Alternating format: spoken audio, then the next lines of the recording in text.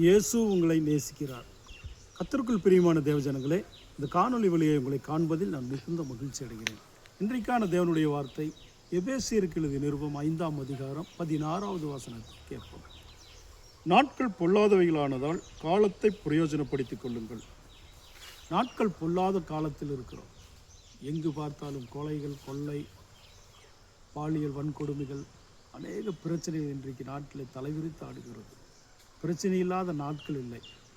ஆகவே இந்த இப்படிப்பட்ட காலத்தில் வாழ்கிற நாம் இந்த நாட்களை நாம் பிரயோஜனப்படுத்தி கொள்ள வேண்டும்.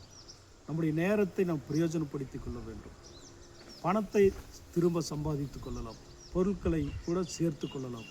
ஆனால் இழந்து போன நேரத்தையும் காலத்தையும் நாம் திரும்ப சம்பாதித்து கொள்ள முடியாது. இன்றைய நாள் திரும்ப நமக்கு கிடைக்காது. திரும்ப இந்த வருஷத்தில் இந்த நாள் திரும்ப கிடைக்காது, இந்த நேரம் கிடைக்காது. ஆகவே அந்த நேரத்தையும் காலத்தையும் நாம் பிரயோஜனப்படுத்தி கொள்ள வேண்டும். நம் நேரத்தை எப்படி பிரயோஜனப்படுத்துகிறோம்? இன்றைக்கி அநேகர் செல்ஃபோன் மூலியமாக, ஒரு சிலர் சீரியல் மூலியமாக நேரத்தை வீணாக்கி கொண்டிருக்கிறதை நாம் பார்க்கிறோம்.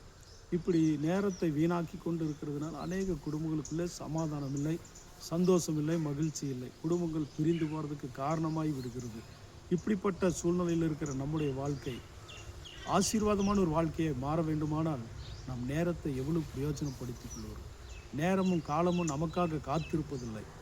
நாம் நேரத்தை சரியாக பயன்படுத்தும் போது நம்முடைய வாழ்க்கை ஒரு மாற்றத்தை காணும். நம்முடைய வாழ்க்கை ஒரு ஆசீர்வாதமான வாழ்க்கையாக மாறும். கர்த்தர் தாமே நம்மளை ஆசீர்வதிப்பார். ஜெபிப்போம். பரலோக பிதாவே, நல்ல நாளிலே உங்களுடைய கரத்திரங்களை தாழ்த்தி அர்ப்பணிக்கிற ஒப்பு கொடுக்கிறோம். நேரத்தையும் காலத்தையும் நாங்கள் பிரயோஜனப்படுத்திக் கொள்ள எங்களுக்கு உதவி செய்யும். நேரத்தை வீணடித்து நேரங்காலத்தை நாங்கள் வீணாய் விருதாவாய் போக்கடிக்காமல் உமக்காக உபயோகமாய் வாழ உதவி செய்யும். இயேசு கிறிஸ்துவின் நாமத்தில் ஜெபிக்கிற நல்ல பிதாவே, ஆமேன்.